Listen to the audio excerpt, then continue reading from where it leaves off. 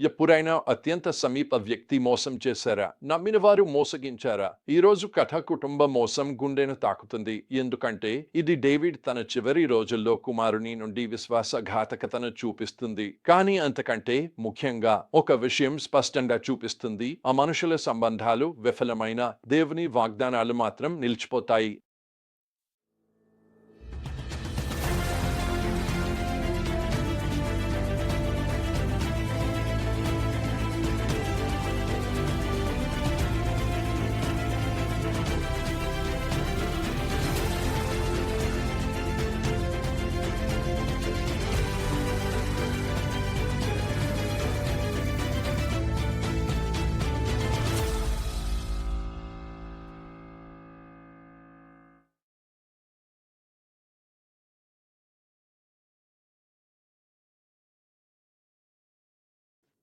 ఈ కథలోని సందేశం చాలా శక్తివంతంగా ఉంది. మనకు మోసం లేదా అనిశ్చితి ఎదురైనప్పుడు మన బలము మన సామర్థ్యాల నుండి కాకుండా దేవుని వాగ్దానాలపై నమ్మకంతో మరియు దేవుని భక్తుల సలహాల ద్వారా అనుసరించడంలో నుండే వస్తుంది. మనం డేవిడ్ను ఒక బలహీన స్థితిలో చూస్తాము. వృద్ధుడై వేడి తట్టుకోలేని స్థితిలో ఉన్నాడు. కానీ డేవిడ్ శారీరకంగా బలహీనంగా ఉన్నప్పటికీ ఒక అధికార పోరు నడుస్తోంది.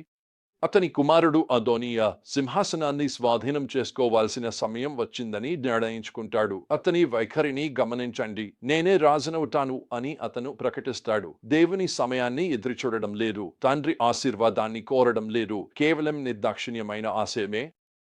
అదోనియా యొక్క విధానం అతని మనసును బయటపెడుతుంది.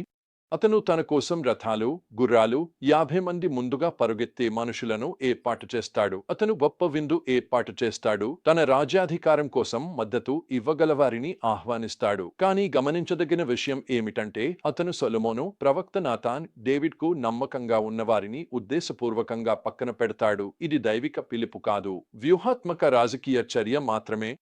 ఈ సంక్షోభలో దేవుని జ్ఞానముతో కూడిన సలహా ఎంత ముఖ్యమో చూస్తాము. నాతాన్ బత్షెబాతో కలిసి డేవిడ్కు సమాచారం ఇవ్వడానికి వ్యూహంతో ముందుకు వస్తాడు. డేవిడ్కు నిజాన్ని తెలియజేయడానికి వారి ప్రయత్నం దృశ్యాన్ని చూడగలిగే మరియు నిజం చెప్పడానికి వెనుకాడని జ్ఞానవంతులైన సలహాదారుల ప్రాముఖ్యతను మనకు చూపిస్తుంది.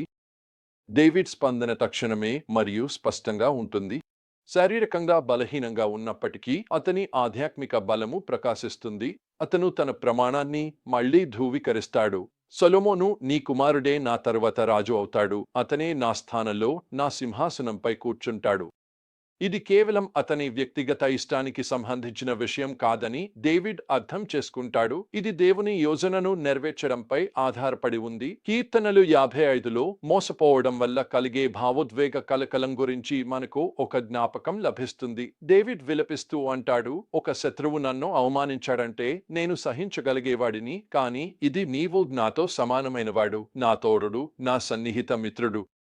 కుటుంబ సభ్యుల చేత మోసపోవడం వల్ల కలిగే నొప్పి శత్రువుల నుంచి ఎదురెదుపు పొందినప్పుడు కలిగే నొప్పి కంటే ఎక్కువగా గాయపరుస్తుంది. అయినప్పటికీ డేవిడ్ స్పందన మనకు పాఠం చెబుతుంది. నీ భారాన్ని ప్రభువుపై వేయి, ఆయన నిన్ను నిలబెడతాడు. అదోనియా మరియు సొలొమోనుల నాయకత్వ మార్గం మధ్య వ్యత్యాసం స్పష్టంగా కనిపిస్తుంది. అదోనియా తనను తాను ప్రమోట్ చేసుకుంటున్నప్పుడు సొలొమోను పిలవబడే వరకు ఎదురుచూస్తాడు. అదోనియా తనను రాజుగా ప్రకటించేందుకు విందు ఏర్పాటు చేసినప్పుడు సొలొమోను వినయంతో డేవిడ్కు చెందిన గాడిదపై ఎక్కి వస్తాడు. అదోనియా మాయచేసి మద్దతుదారులను కూడగట్టినప్పుడు సొలొమోనుకు ప్రజల నుండి నిజమైన ప్రశంస లభిస్తుంది. ఈ కథ యొక్క క్లైమాక్స్ అద్భుతంగా ఉంటుంది. సొలొమోను రాజుగా అభిషేకించబడినప్పుడు ప్రజల ఆనందోత్సాహం అంతగా ఉండి భూమి శబ్దంతో కంపించిపోయింది. ఇదిలా ఉండగా అదోనియా విందు భయంగా మారుతుంది. అతని అతిథులు చెల్లాచెదురుగా పారిపోతారు. చివరిగా కరుణ చూపుతూ సొలొమోను తన సోదరుడి ప్రాణాన్ని క్షమిస్తాడు. ఇది అతని పాలనను సూచించే జ్ఞానం మరియు కృపను ప్రతిబింబిస్తుంది. మరి ఈ సత్యాలను మన జీవితాల్లో ఎలా వర్తింపజేసుకోవచ్చు?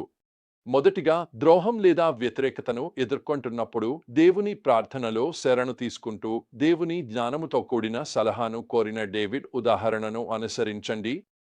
ద్రోహం వల్ల కలిగే బాధ మిమ్మల్ని ఒంటరితనంలోకి నెట్టివేయనివ్వకండి.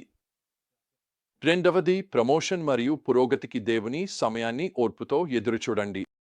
అదోనియా లాంటి స్వయం ప్రచారం తాత్కాలిక విజయాన్ని ఇవ్వవచ్చు, కానీ అది తరచుగా పతనానికి దారితీస్తుంది. నిజమైన అధికారము మన మాయాజాలం వల్ల కాదు, దేవుని నియామకం వల్లే వస్తుంది. చివరిగా, ద్రోహానికి మీరు ఇచ్చే ప్రతిస్పందన మీ స్వభావాన్ని ఆకారమిస్తుందని గుర్తుంచుకోండి. కసి మరియు ప్రతీకారం కంటే క్షమ మరియు జ్ఞానాన్ని ఎంచుకోండి. సొలొమోను విజయవంతంగా రాజుగా అభిషేకించబడినట్టు డేవిడ్ విన్నప్పుడు తన అనారోగ్య పడకపై నుండే దేవునిని ఆరాధించాడు. తన బలహీనతలోనూ ద్రోహం తర్వాతను మరణాన్ని ఎదుర్కొంటున్నప్పటికీ డేవిడ్ హృదయం స్తోత్రానికి మళ్ళింది. ఎందుకంటే దేవుడు తన వాగ్దానాలను నెరవేర్చడంలో విశ్వాసయోగ్యుడని అతడు చూశాడు.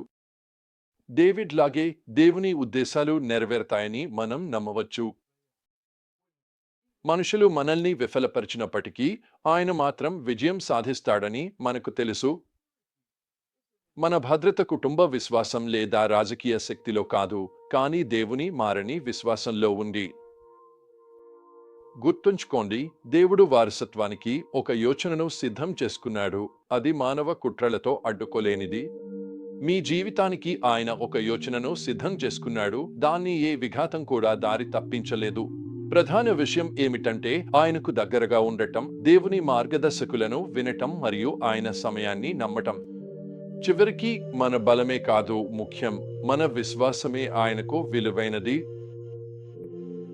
కాబట్టి ఈరోజు ఆయనను నమ్మండి.